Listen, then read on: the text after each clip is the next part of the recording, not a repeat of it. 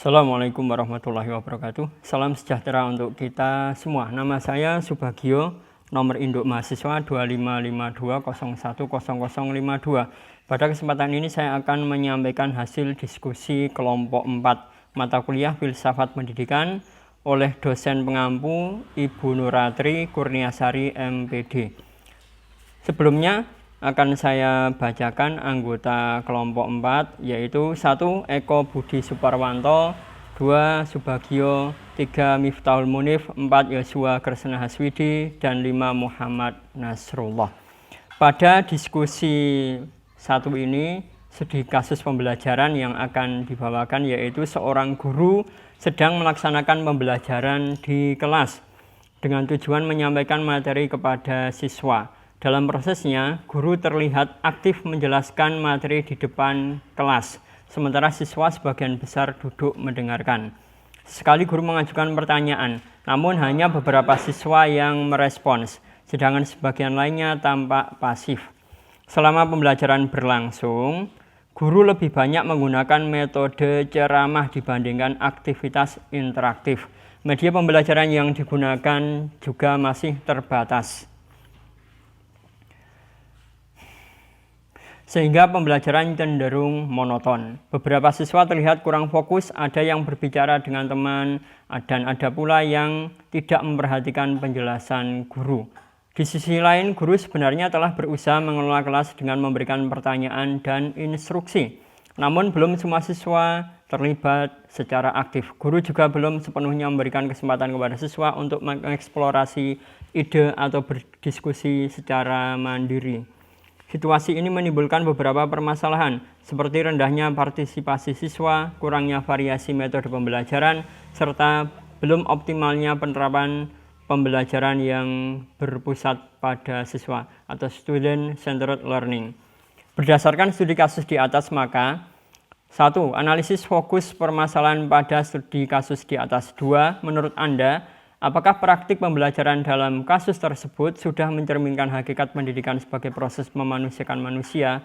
Jelaskan alasan Anda. 3. Apakah pembelajaran dalam kasus tersebut lebih berorientasi pada transfer pengetahuan atau pengembangan potensi manusia? Berikan argumentasi filosofis. 4. Bagaimana seharusnya guru memperlakukan perbedaan kemampuan dan partisipasi siswa menurut perspektif humanistik? 5. Jika Anda menjadi guru, perubahan apa yang akan Anda lakukan berdasarkan landasan filsafat pendidikan tertentu? Berikut jawaban yang telah kami rumuskan, yaitu berdasarkan studi kasus di atas. Yang nomor 1, analisis fokus permasalahan pada studi kasus di atas adalah A. Pembelajaran berpusat pada guru atau teacher-centered learning. Guru mendominasi proses pembelajaran dengan metode ceramah, sehingga sebagian besar siswa hanya menjadi pendengar pasif.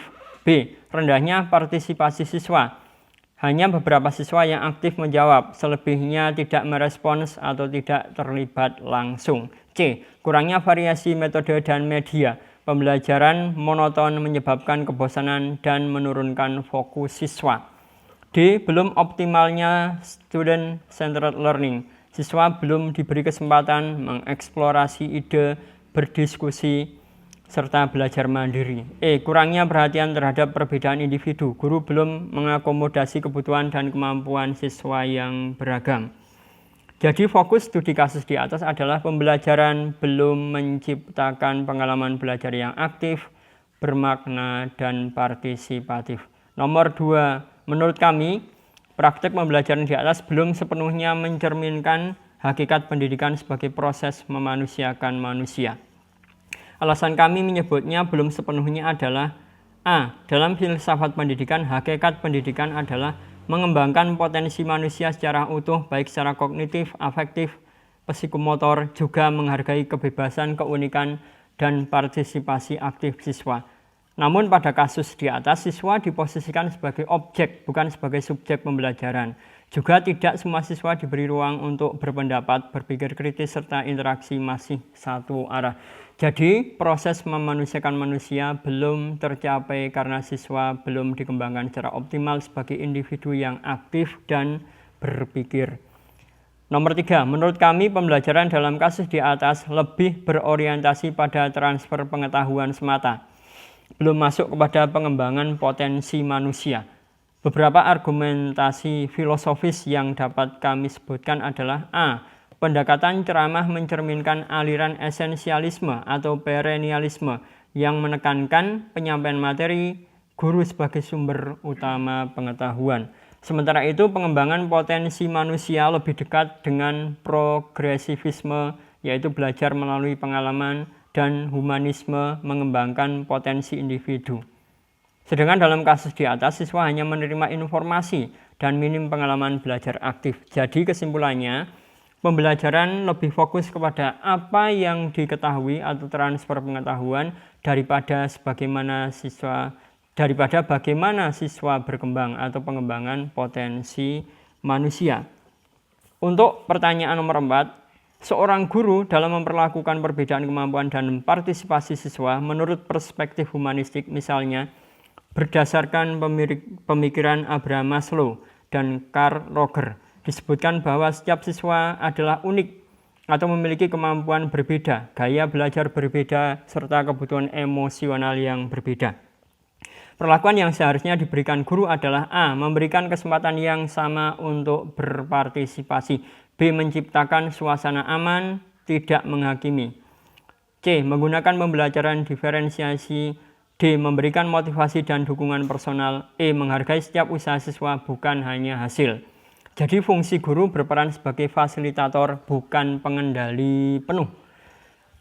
Pertanyaan kelima, sebagai guru, perubahan yang akan kami lakukan berlandaskan filsafat pendidikan tertentu adalah menggabungkan antara pendekatan progresivisme dan humanisme. Progresivisme bisa diwujudkan dengan mengubah pembelajaran menjadi diskusi kelompok, problem-based learning, siswa belajar dari pengalaman nyata. Humanisme bisa ditempuh dengan cara membangun hubungan positif dengan siswa, memberi ruang ekspresi dan pendapat. Langkah konkret perubahan yang akan kami lakukan adalah A. Mengurangi ceramah, memperbanyak aktivitas, misalnya berdiskusi kelompok dan tanya jawab terbuka. B. Menggunakan media belajar variatif, misalnya video, gambar, serta alat peraga. C. Menerapkan pembelajaran kolaboratif, siswa bekerja dalam kelompok kecil. D. Memberikan pertanyaan terbuka, bukan hanya jawaban benar atau salah. E. Mengakomodasi perbedaan siswa, memberi tugas berbeda sesuai kemampuan. F. Mendorong partisipasi aktif, semua siswa diberi kesempatan untuk berbicara. Jadi solusi utama permasalahan di atas adalah menggeser pembelajaran menuju student-centered learning berbasis progresivisme dan humanisme, serta menekankan keaktifan, pengalaman, dan pengembangan potensi siswa. Demikian pemaparan dari hasil diskusi kami dari kelompok 4. Ada kurang lebihnya, saya mohon maaf sebagai penyampai. Wassalamualaikum warahmatullahi wabarakatuh.